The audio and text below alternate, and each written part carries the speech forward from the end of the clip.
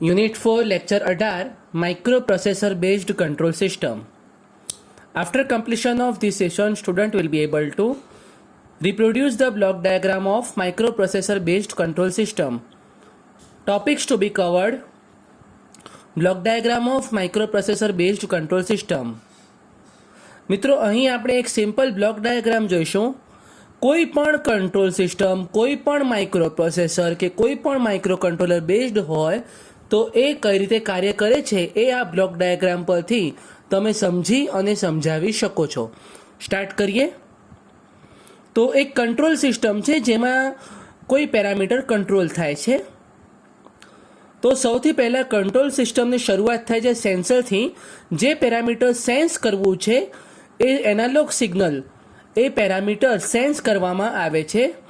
આ સેન્સર છે એનું આઉટપુટ આપે છે. એ આઉટપુટ એનાલોગ ફોર્મમાં હોય છે જેને આપણે ડિજિટલ ફોર્મમાં કંટ્રોલ કરવું પડે, કારણ કે આપણે માઇક્રો પ્રોસેસર અને માઇક્રો કંટ્રોલર બેઝડ સિસ્ટમ છે જે ડિજિટલી વર્ક કરે છે.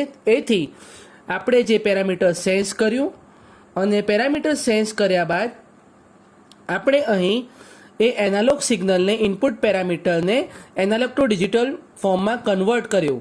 ત્યારબાદ આ વસ્તુ ઇનપુટ પોર્ટમાં કંટ્રોલ સિસ્ટમમાં જે પણ આપણું માઇક્રો પ્રોસેસર બેઝ છે કે માઇક્રો કંટ્રોલર બેઝ છે એના ઇનપુટ પોર્ટમાં એ સિગ્નલ ડિજિટલ ફોર્મમાં ઇન થાય છે.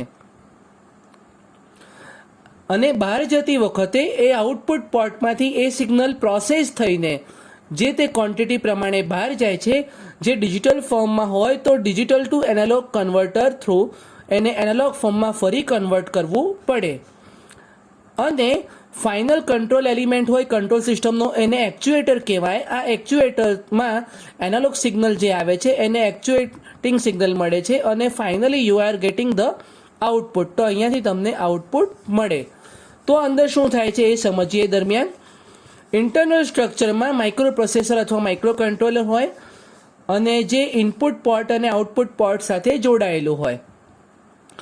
અને રોમ અને રેમ હોય. રોમ હોય એમાં તમારો સિસ્ટમ પ્રોગ્રામ હોય અને રેમ હોય એમાં યુઝર ડેટા અને એક્ઝિક્યુશન ડેટા હોય જે તમારા પ્રોગ્રામ પ્રમાણે ડેટાને મેન્યુપ્યુલેટ કરે છે. તો આ ઇનપુટ તરીકે લેટસ છે કે આ સિસ્ટમનો ઇનપુટ કીબોર્ડ છે તો કીબોર્ડમાંથી ઇનપુટ મળે છે. આ ઇનપુટ ડેટા અહીં પ્રોસેસ કરવામાં આવે છે માઇક્રો પ્રોસેસર અને રેમમાં સિસ્ટમ પ્રોગ્રામ પ્રમાણે અને યુઝર પ્રોગ્રામ પ્રમાણે. અને આ કીબોર્ડ ઇનપુટ પ્રોગ્રામમાંથી તમને ડિસ્પ્લેમાં આઉટપુટ જે પેરામીટર છે એ પણ તમે જોઈ શકો છો. એટલે આ આખો એક બ્લોક ડાયાગ્રામ છે કંટ્રોલ સિસ્ટમનો. ખૂબ જ સિમ્પલ. પેરામીટર સેન્સ થયું, એનાલોગમાંથી ડિજિટલ કન્વર્ટ થયું, ઇનપુટ પોર્ટમાં આવ્યું, માઇક્રો પ્રોસેસર બેઝ કંટ્રોલ સિસ્ટમમાં પ્રોસેસ થયું, આઉટપુટ પોર્ટમાંથી ડિજિટલ સિગ્નલ બહાર નીકળ્યું, એનાલોગ ફોર્મમાં કન્વર્ટ થયું અને એક્ચ્યુએટર થ્રુ કંટ્રોલ થયું. આ દરમિયાન ઇન્ટરનલ રેમ અને રોમ જે પ્રોગ્રામના એક્ઝિક્યુશનમાં કાર્ય કરે છે. અને લેટેસ્ટ છે કે કીબોર્ડ ઇનપુટ પેરામીટર છે અને ડિસ્પ્લે આઉટપુટ પેરામીટર છે. તો we can have both data અથવા we can have input from keyboard and output from display. આ જનરલ બ્લોક ડાયાગ્રામ કહેવાય જેને આપણે કોઈપણ સિસ્ટમ સાથે સરખાવી શકીએ છીએ. આપણે આજે શું જોયું? આપણે એક બ્લોક ડાયાગ્રામ જોયું કે micro processor based control system કેવી હોય.